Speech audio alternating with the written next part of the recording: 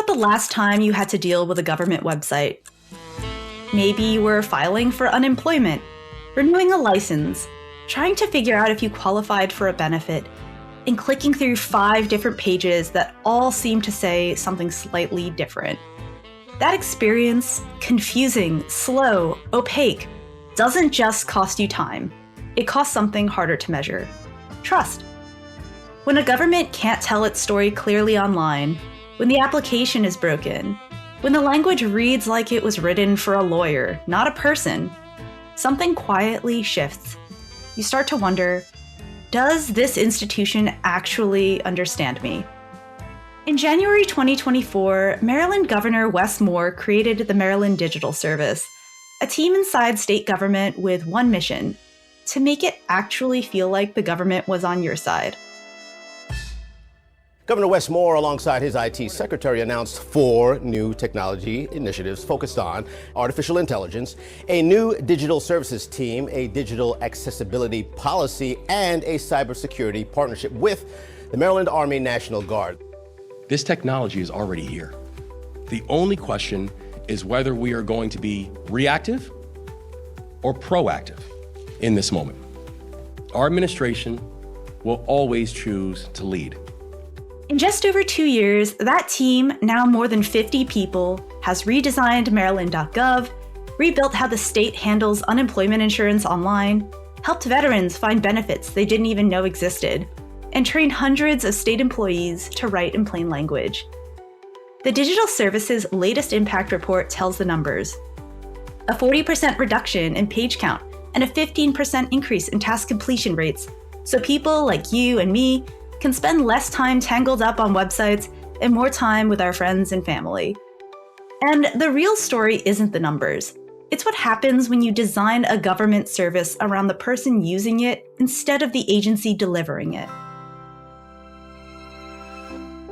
This is Empathy Affect, the Forest Marsh Media podcast that explores the human side of government. I'm Melissa Sosinski, and today I'm joined by Marcy Jacobs, Maryland's first ever Chief Digital Experience Officer, former Executive Director of Digital Service at the Department of Veterans Affairs, and the person leading the evolution of how 6 million Marylanders experience their government. We'll get into what it means to actually build with people instead of for them, what it looks like when research changes everything your agency thought it knew, and what's coming next in Maryland's digital future. This one's for whoever's rage-clicked a government website and wondered if anyone on the other side is paying attention. Marcy, I'm so thrilled to have you on Empathy Affect today. It's an honor to have Maryland's first Chief Digital Experience Officer on the show. So thank you for taking the time to talk about some of the progress that you and your team have been making for Marylanders out there. I'm happy to be here. Thanks for inviting me.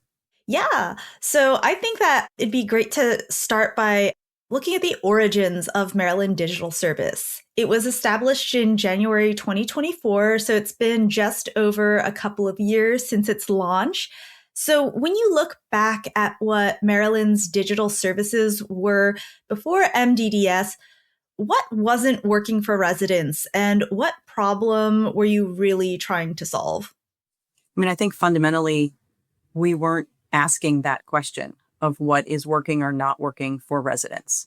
Historically, we had just been building things. We'd been building applications, building websites, and the expertise within the agencies to develop human-centered modern software really wasn't there. So we weren't thinking about how do we design elegant, secure, efficient services that improve the way Marylanders interact with government.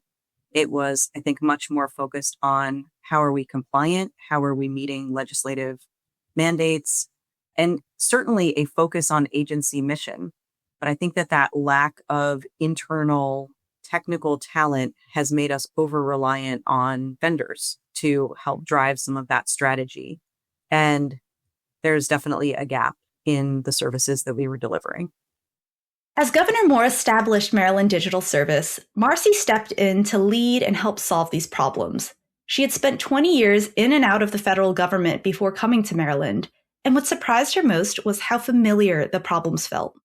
I mean, honestly, largely all the same problems. It's a lot of how do we align the money that we're spending to truly solve the problems that are going to help us move the needle, that are going to help make things easier, that are going to help agencies deliver on their mission. So the scale has changed, I would say, from federal to state, but the breadth of services within a state is really a large landscape to work on. Yeah, especially looking at the most recent digital service impact report that your office released. There were some very big notable wins, also very sprawling, as you were just mentioning, everything from redesigning Maryland.gov to revamping all sorts of websites and building internal workforce capacity. So I want to get down to what this actually looks like for Maryland residents. If I'm a Marylander, what does this transformation actually feel like? What's easier for me, or faster, or less frustrating today? Show us how the sausage is made. What helped you get there? I would say we are still very much in the journey. We have had wonderful partners with agencies and been able to work with them. But I would say that the pressure from the Department of Justice, ADA Title II, the new accessibility guidelines that go into effect in just shy of a month, has been a great opportunity to have conversations with agencies about how to make their services, websites, systems more accessible for their audiences. And that has opened the door to talking about plain language, and has opened the door to talking about language access, and has opened the door to talking about, is this content even still valuable? And how do we really make sure that we aren't just publishing things that we have, but we're aligning that with who's coming to your website? What are they coming to find out? What are they calling you about? What is confusing when you send them a letter and they don't know what to do about a fraud warning, so they call the contact center? How do we use all of that information to improve all the different steps in a user's journey? That's just a very, I think, different perspective than what we have taken previously. And the partnership with agencies and really enabling them to be able to ask these questions and do this work is really the big picture goal. I hope that when we work with an agency that we are empowering them to, they can always come back to us if they need us again, but I hope that they don't need us in as load bearing of a way going forward, and that they start to really upskill and take different approaches for their efforts. Mm-hmm. You were mentioning before that Maryland Digital Service prioritizes being human-centered, starting with people, not the technology. So while your impact report has a lot of examples, can you walk us through maybe a real example of a service that's been improved and what's different for someone using it? And what feedbacks and stories have you been hearing from users? Sure. Yeah, I can give you two different examples. One is with the Department of Veterans and Military Families, and they have a trust fund program that provides critical aid to veterans who are in immediate need. They need financial support for rent assistance or utilities or food. That grant program was both hard for veterans to find and understand, but also very hard for the agency to administer. And where they came to us saying, we need a back-end technology system to improve this program. And we said, maybe, but can we get a little bit more information? Can we do a quick discovery sprint with you to understand truly what is happening end to end? Front stage with the veterans, backstage with the staff who need to process all these applications. And we learned a ton in a 2-week sprint with a half a person, having the conversations to really understand, where is the friction? Where are people getting stuck? We heard from some veterans, why would I ever click on that link? I don't have a trust fund. Even just the language of what it was called was becoming a barrier to people using a critical benefit. But then what we learned in terms of how the data gets submitted, the process to evaluate the applications, all of those steps were so much more than just implement a new backend system, which they did need to do. But just doing that would not have solved the pain points that they were really trying to address. So in a very short period of time, we were able to work with the agency, talk to users, talk with staff, redesign the process, redesign the website content, make it much more understandable in plain language, and then implement a system that better supported a much more streamlined, less burdensome process so that they could get grants out much more quickly. So that's one example. Another example is with the unemployment website. And initially, the Department of Labor asked for some help just to make the website content easier to improve that part of their site. They have a very large site. We had 2 people on the team, design and content experts, who were supporting labor in rewriting, understanding where applicants were getting confused, what were the sticking points, and helping to rewrite and restructure that information. And I think what is interesting about this example is the way the agency thought about it. The website was one team, the system, the unemployment portal, was another team, the workforce requirement was another team. People applying for unemployment have no idea and don't care and shouldn't need to care. So it started with working on the website, and it evolved into, how do we think about the journey of applying for and managing your benefit? And that touched a lot of different things. And we went as far as we could down the path of even changing some of the language in the system. And now part of that team has now moved into labor to work on that as their primary focus, because there's more work to be done. And any type of system like this needs continuous feedback, continuous improvement to keep it relevant, to keep it current, and to keep reacting based on what we are learning and being responsive. And if I can just say one more thing about unemployment, I think when you are unemployed, your headspace, mental load, emotional state is you are in a sense of stress. That is a hard time to be processing lots of bureaucratic, not easy to understand information. So really making sure that the language was understandable, that it was structured in a way that set people up for success. That is one example of really using user feedback to inform how do we approach the solution, as opposed to coming in and saying, this is the answer, let's just build this out. And there have been a number of engagements with agencies where research with users and research with agency staff has truly pivoted how we have engaged, and their approach to what they thought was the most important thing is actually not what is tripping people up. And they could have spent a huge amount of time and money doing something that they thought was a blocker, but based on the research was really not the problem. And they were able to pivot and solve something that was much more impactful. Yeah. As you were talking there, things like this can make or break whether people feel supported by their government or not. Absolutely. You know, the people are there, but how people experience and interact with their government, that's just as important. So getting into the whole feedback mechanism, as you iterate and look to continuously build out tools or websites, how do you gather user feedback instead of doing just that one and done approach? Show us how you iterate. It looks like a lot of things. And all of this is kind of, we are building the plane and flying the plane, as we like to say. So we have not had a robust CX measurement program. We are putting that in place right now. We have sort of gotten data from wherever data lives. So we have partnered with constituent services to see what feedback they are hearing from people and how does that help us understand where there are problems. We use Google Analytics. We have heat mapping through Cloudflare. We're stitching together lots of different data sources, but we also talk with agencies about what are the calls that people are calling your call center about or emailing you about?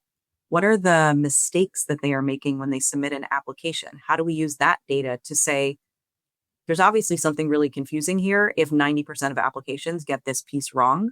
How do we use data from wherever it lives to use that to inform how we continually improve?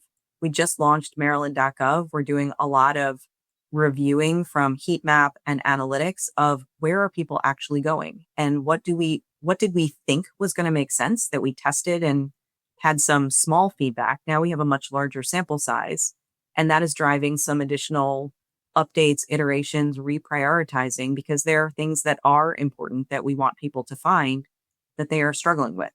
So that is not we launched the site and now we're done and we can just ignore it. we launched the site, and now we have a team that continually looks at how do we improve the site. Yeah.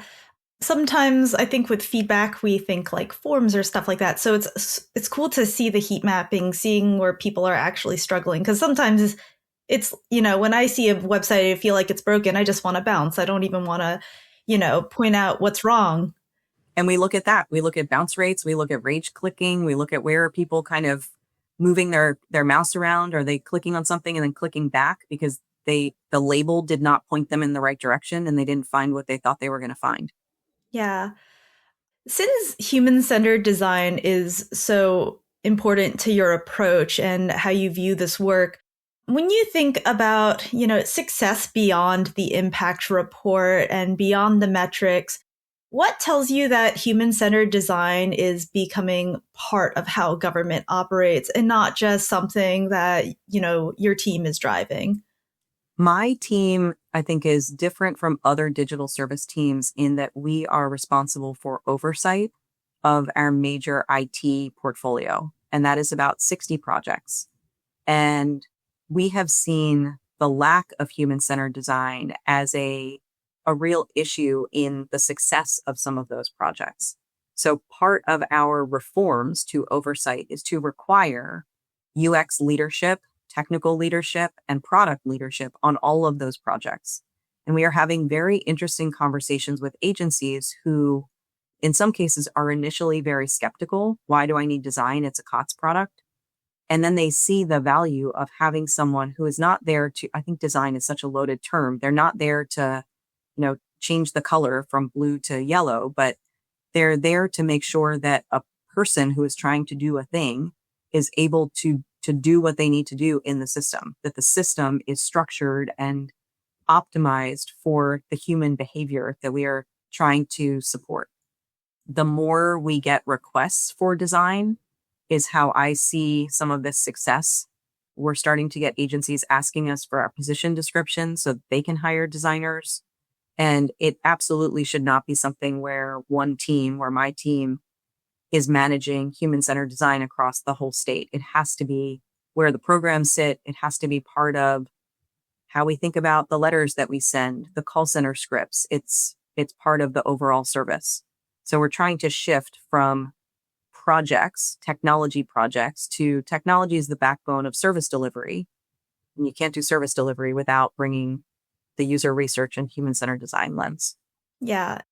So your office is just a couple of years old. I understand that you've grown a ton from a team of less than 10 people to now over 50. You've had a lot of momentum in this latest impact report. But what are you most proud of so far? You're such an impactful leader in this space. What has been, your pride and joy in this work? I have been in meetings recently where I look across the team that we have put together, and it is a incredibly diverse group of incredibly talented and compassionate people who want to make Maryland services better. And that is inspiring to me and what I am honestly most excited about, because none of this happens if you don't have the right people, if you aren't partnering with agencies in meaningful ways, if you aren't building trust, if you aren't technically incredible. And I feel so lucky to have a leadership team and the expanded team of just dedicated civil servants who really feel committed to what we are doing, and they bring their strengths every day. Yeah. I feel like the people who our guests work with are always, their highlight. They love shouting them out. And it's great that you also have the leadership buy-in, that, having that support from the top down is really amazing. I know we talked a little bit about access and accessibility and the laws around that, but equity and access have been big pillars for your approach. So just to get into that a little bit more, how are you making sure that, these improvements or these pillars that you're focusing on reach people who maybe have historically had the hardest time accessing government services? Where is that coming to life? We are expanding the research that we do and offering that as a service to agencies, and really thinking very holistically about who we are serving and how do we make sure that both our design teams are inclusive of the people that we serve and the participants in research are inclusive of all sorts of populations. Recruiting is challenging and it should be challenging, but we want to make sure that we are really talking to the groups that are going to be most impacted by what we are putting out. And we learn something every time we have a research session. We learn about new barriers, new challenges that need to be part of our approach and need to be part of how we are thinking about our design process. Yeah, love that you spotlighted that. As, we look at the way digital services have evolved, people are building on them in their own unique ways, private sector, public sector. And especially since you come from both that federal background, you're now at state, you've been in the private sector.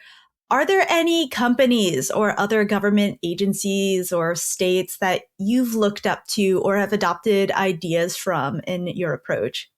I have amazing collaborators and friends at many other states who have been wonderful partners. I think one difference that I see at the state level from the federal level is it feels like we are all, there's 50 plus of us working on the same problems. And there are some groups that have formed around people who are thinking about design systems and states that are working on identity. And we have really meaningful, wonderful conversations all at different points of maturity. I joined a meeting that was hosted by Georgetown with the digital service leads from multiple states. And I was very much the new kid and asked in that first meeting, what do you wish you knew when you started? And got amazing guidance. So there's a lot of both operational type of support, like how do you think about your mandate and your organization? And then very tactical support, like have you negotiated a contract with this vendor and how did you approach it and what did you get? And I reached out to the network actually yesterday saying I am hitting a wall I can't get my account rep from a certain software company to respond. Does anybody have someone who I can talk to? And got immediate responses. So there is wonderful partnership. And it feels very much if a state has done something that they are proud of, they are in most cases very willing to say, use what we did. In some cases, it's open source code. In other cases, it's like, here's all the thinking that got us to this decision. So that has been a wonderful help. And we are paying that back as much as we can as well. Yeah, I love that there's that ability to, obviously every state is very different, but you all encounter a lot of the same problems. So sharing what's working, what's not, it's really nice to hear that there's that kind of collaboration. We've talked a lot about Maryland so far, but I want to look ahead. What should Marylanders start to notice over the next year? What's coming up next? What might feel meaningfully different? Tease what's ahead. I think that it will be lots of small things that hopefully people don't have the giant whiplash of like everything's different, but the feeling of that was easier, or engaging with the state to get my permit renewed or to get my occupational license was a faster process. And it was very easy and transparent for me to be able to see what my status was. Or I didn't get another new username and password for this system. I could use one username and password to access multiple things. So there are efforts that we are undertaking around how do we centralize things that make sense to centralize and kind of reduce some of the fragmentation of every application as its own thing. And really trying to take some of the foundational work that we've done with accessibility and language access and Drupal and start to roll that out in much more scalable ways so that impact can be felt more broadly. The websites are great, and there are many of them that we are working on, and that should help with the learn about phase, but the apply for phase is still also very difficult. And the tracking phase and the managing phase of whether it's a benefit or a permit or whatever it is. And we are kind of moving our way across that journey and partnering with agencies for different phases of the life cycle. Yeah, I like how you framed it as a lot of little things too, because, Rome, it wasn't built in a day. You're learning from your users. You're working with the different agencies that you're delivering for. So it's a lot of conversations and it's a lot of time to actually make it work for people. So I appreciate that perspective and that approach. We've talked a lot today about how, getting a digital experience right for people can, make or break their trust in their government agencies and institutions. So I want to just hear from you today after this conversation. How does getting that experience right for people change how they feel about their government and not just how they interact with it? I saw this a lot when I was at Department of Veterans Affairs and we measured the trust score. And that was something that was really kind of one of our North Stars was when we are working on an application, are we making it easier for veterans to engage? Does that impact the way they think about both the VA, but also federal government more broadly?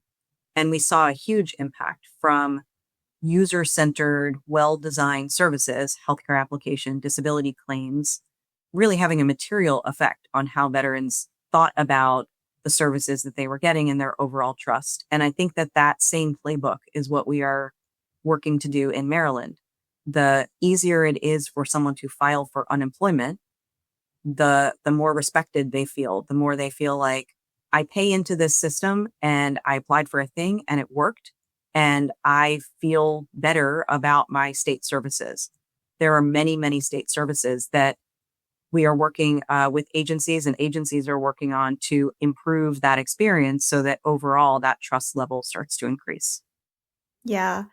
I know that the VA, I think, had an 80% trust from veterans, and it's been, jumping up in years. And it comes from a lot of that intention, making sure that, the VA is showing up for veterans in the right way. So it's interesting seeing how, you're still thinking of that and, are trying to apply that kind of vision to Maryland as well. Marcy, is there anything else we're missing today that you wanted to share? That we're hiring, because we are always hiring. No, it's wonderful. It's wonderful to talk with you. It's wonderful to be able to brag about my team and the wonderful accomplishments that they've been able to deliver. And just the great partnerships that we've had with so many state agencies who have really opened their arms and said, I know you guys are new here, but I am ready to try some things and I'm willing to work with you. And it's just been a great journey so far. So I'm very excited to see what comes next. Us as well. And it's great to see that you're hiring, that growth of your team shows the buy-in, shows that you're working. And working for, the folks in the state of Maryland who are working as civil servants, but for the people as well. So Marcy, thank you so much again for joining us. It's been really exciting to hear about the progress so far and also what's ahead for Marylanders and to see what they can start to feel and experience as this work continues. Thank you so much for having me. This was great. What strikes me most about this conversation is something Marcy said almost in passing. That when it was easy to file a disability claim or apply for healthcare through the VA, veterans' trust in the whole institution went up. Not because the agency changed its policy, not because it made bigger promises, just because the experience said, we see you, and we made this for you. That's the power of design. That's the quiet power of empathy. If you want to dig into the numbers and the work yourself, you can find Maryland Digital Services' latest impact report in the show notes. And if you're a designer, technologist, or someone who cares about how institutions show up for people, Maryland Digital Service is hiring. Marcy made sure we didn't let that go unmentioned. If this episode resonated with you, make sure to share the show with someone who's fighting the same fight, inside governments, companies, cities, or schools. The work of making systems actually human is happening everywhere, and the people doing it deserve to find each other. Subscribe to Empathy Affects wherever you listen, and make sure to leave a review if you want to give us some extra love. It all genuinely helps. In the meantime, I hope you'll join us next time. Thanks, y'all. Empathy Effect is a product of Forrest Marsh. You can reach us at forrestmarshmedia@forrestmarsh.com with any feedback, questions, or inquiries. If you want to know more about today's guest, are interested in participating with Forrest Marsh, or becoming part of our community, Check out our show notes for more information.